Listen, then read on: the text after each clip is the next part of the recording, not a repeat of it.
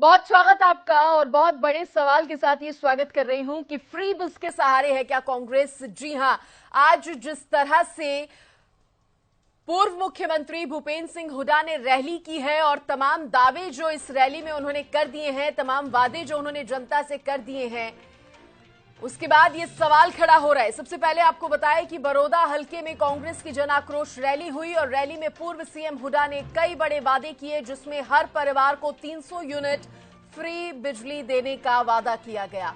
हुड्डा ने कौशल रोजगार निगम पर सवाल भी उठाए। युवाओं को नहीं मिल रही पक्की नौकरी, उन्होंने कहा आज प्रदेश बेरोजगारी महंगाई में नंबर 1 पर है। हमारी सरकार में बुढ़ापा पेंशन बढ़ेगी।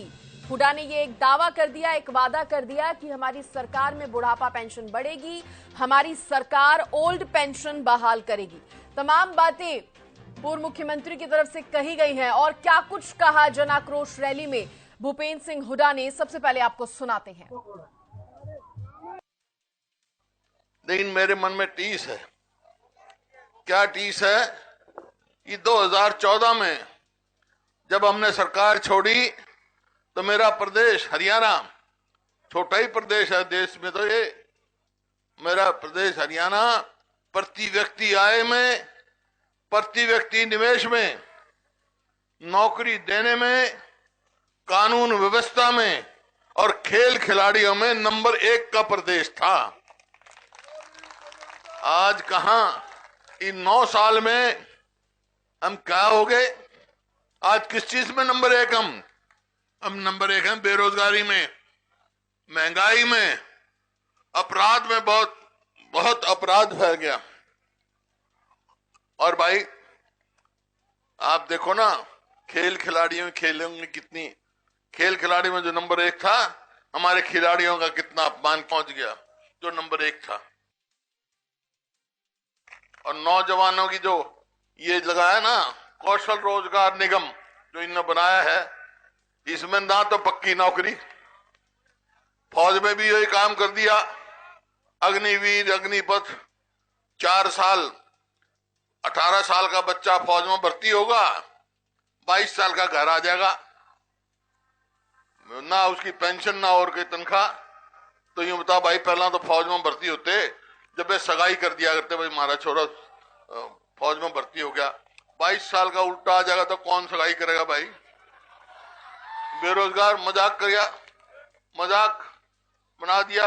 इसी तरह कौशल रोजगार योजना, ये कह रहे इतने भर्ती कर दिया हमने, भर्ती कर दिया, ना तो उनकी पेंशन, ना पक्की नौकरी, ना उसमें रिजर्वेशन, ना कोई मेरिट। दुकान चला रखी है जैसे परचून की दुकान चली होती है। तो भाई, और कर्मचारियों की बड़ी मांग है कि इनको पुरानी पेंशन लागू की जाए। इनकी पुरानी पेंशन लागू करेंगे हम कर्मचारियों की।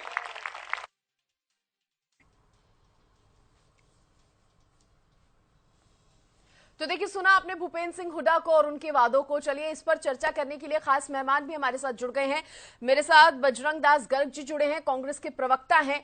कुछ ही देर में बीजेपी के प्रवक्ता भी मेरे साथ जुड़ेंगे, लेकिन सबसे पहले, क्योंकि कांग्रेस से जुड़ी ये पूरी खबर है, ये जो जन आक्रोश रैली हुई है भूपेंद्र सिंह हुड्डा की तरफ से की गई है, तो सीधे बजरंग दास गर्ग जी से ही सवाल करेंगे। सबसे पहले तो बहुत स्वागत है गर्ग साहब आपका हरियाणा न्यूज पर।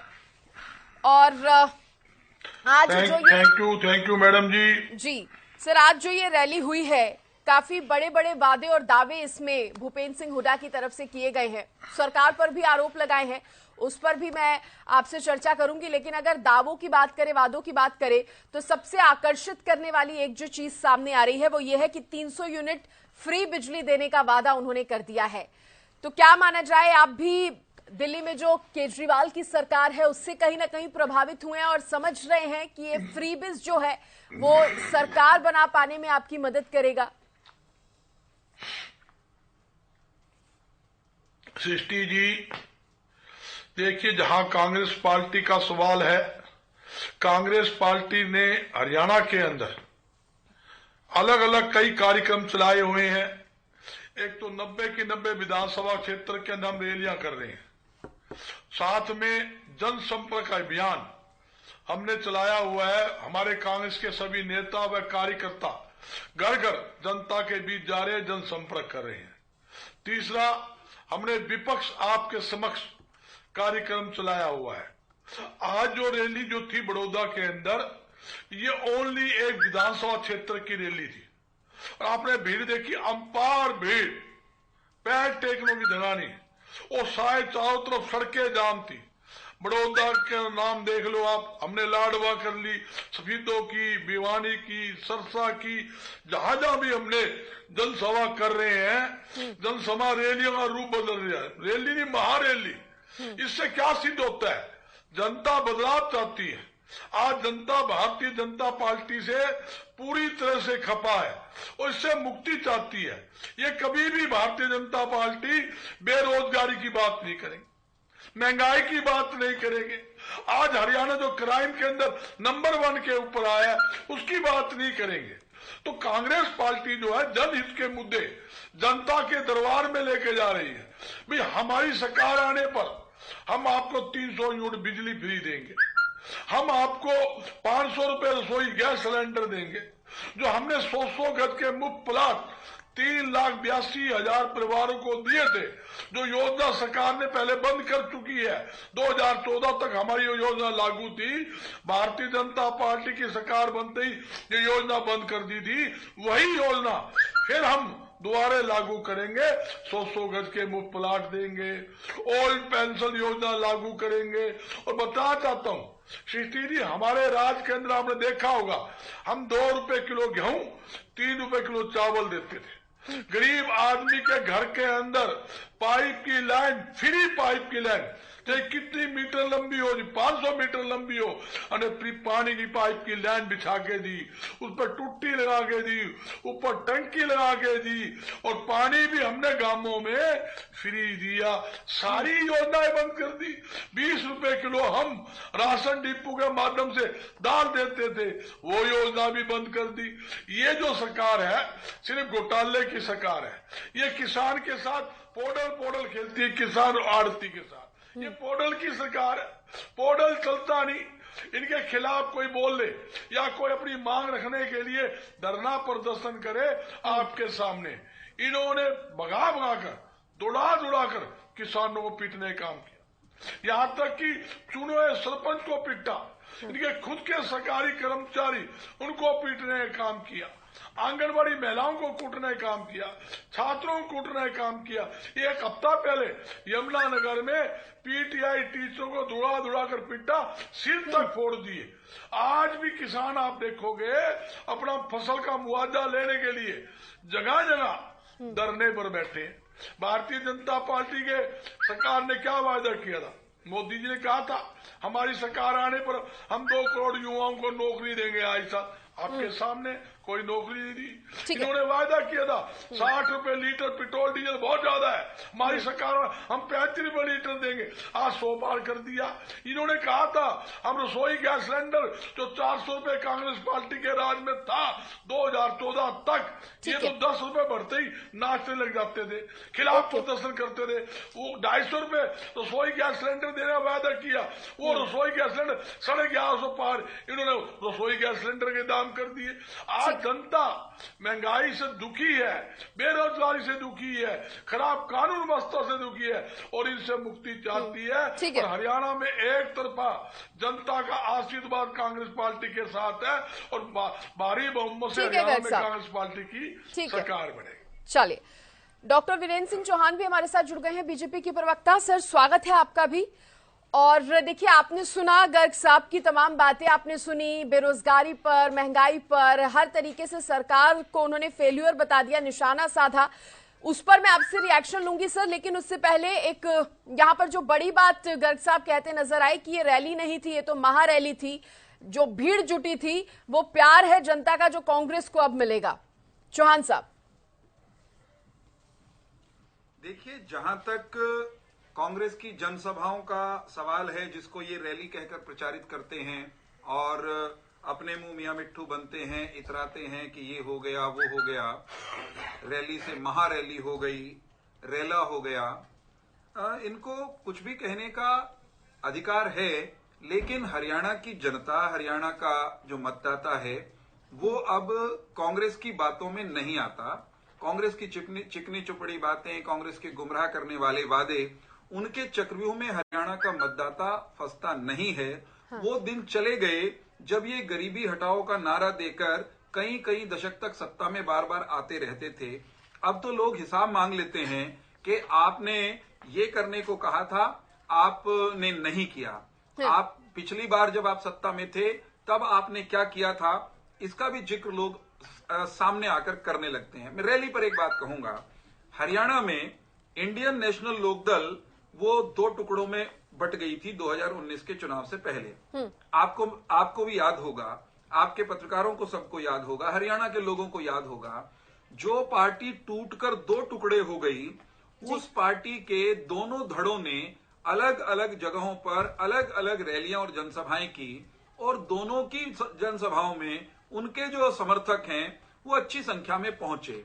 उन रैलियों को दोनों के दोनों ने गर्ग साहब की तरह जन सैलाब कहा, आंधी तूफान कहा, और नतीजा क्या था कि इंडियन नेशनल लोकदल को चुनाव के दौरान जब चुनाव में वो गए वोट मांगने, तो कुल मिलाकर के एक सीट पर जो है समझौता करना पड़ा, या एक सीट पर जाकर के संतोष करना पड़ा। रैलियों या जनसभाओं में उमड़ने वाली भीड़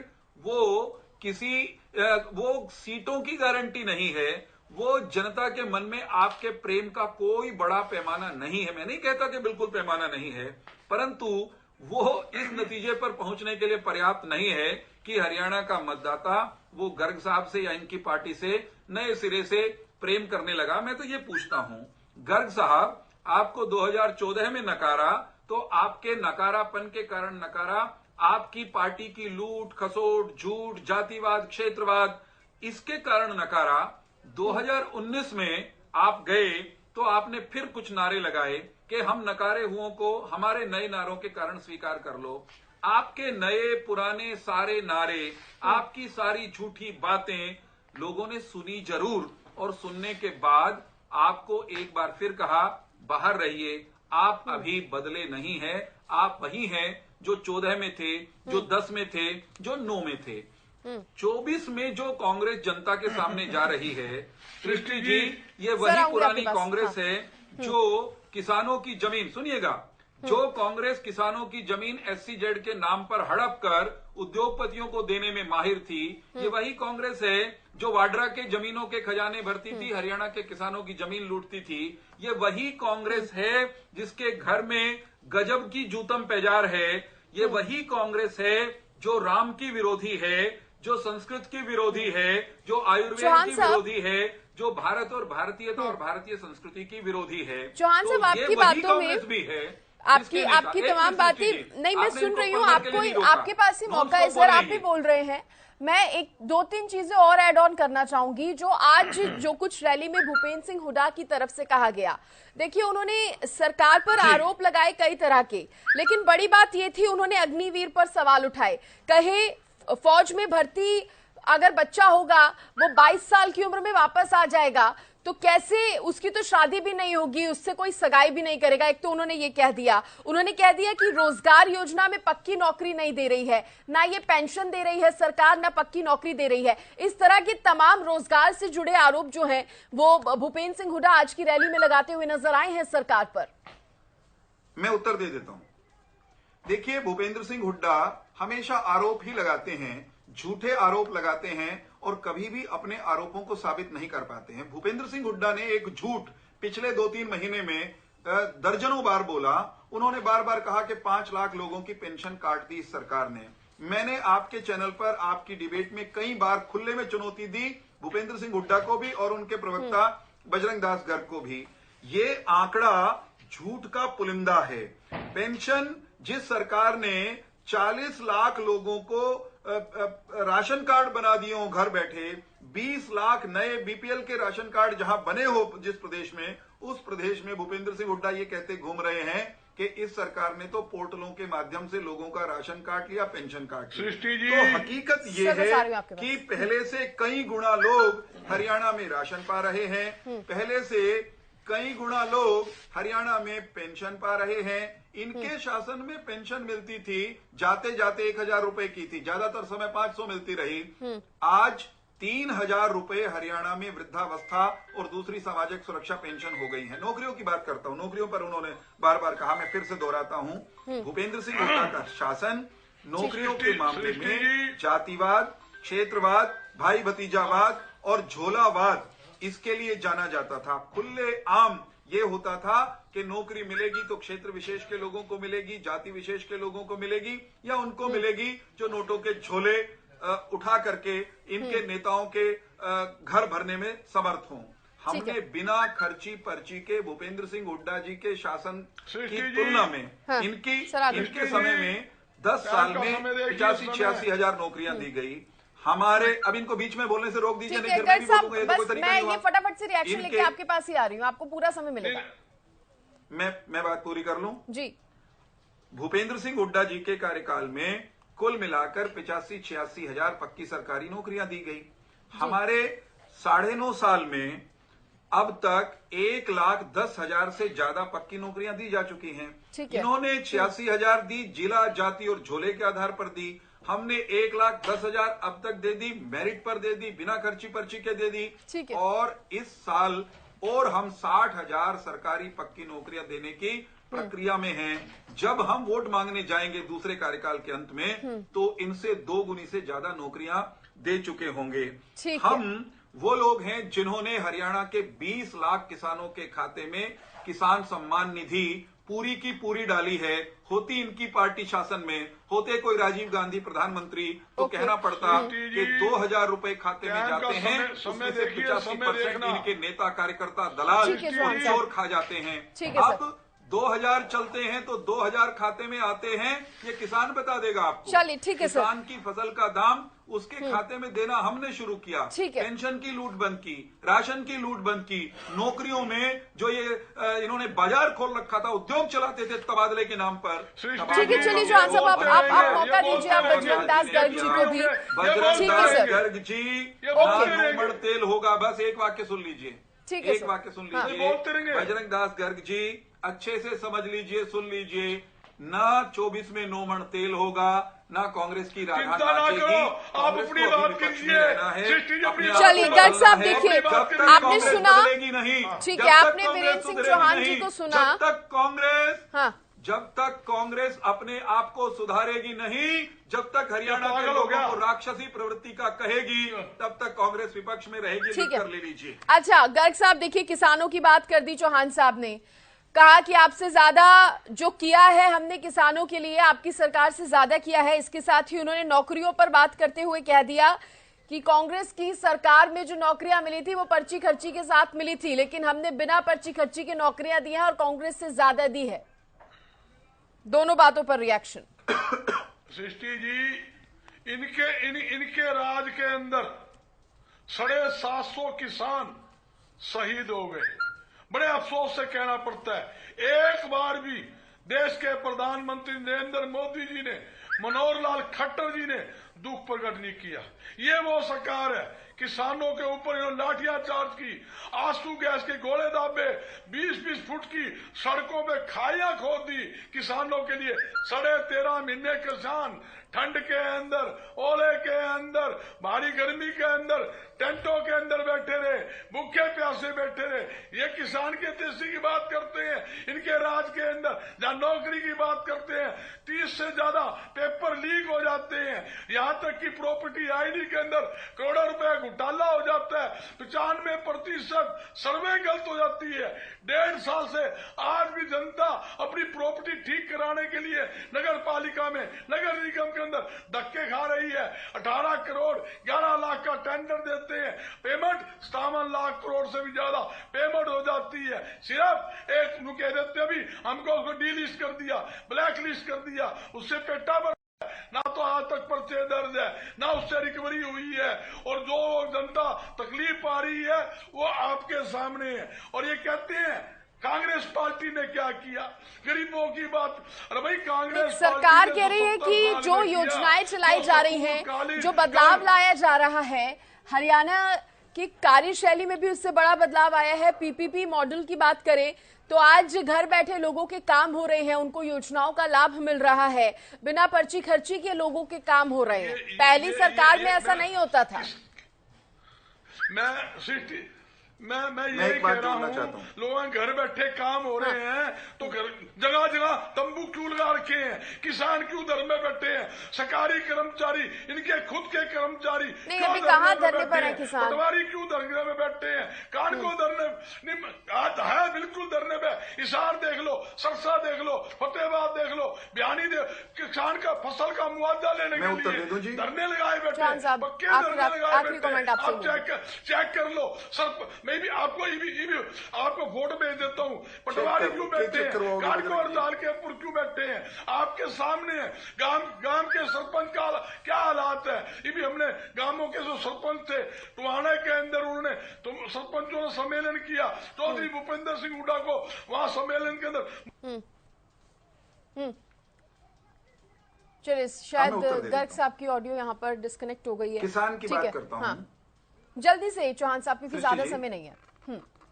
सृष्टि जी, इनको कुछ किसान आंदोलन के दौरान जो लोग मारे गए वो दिखाई दे रहे हैं, केवल वो दिखाई दे रहे हैं। वो कुछ 100 लोग हो सकते हैं।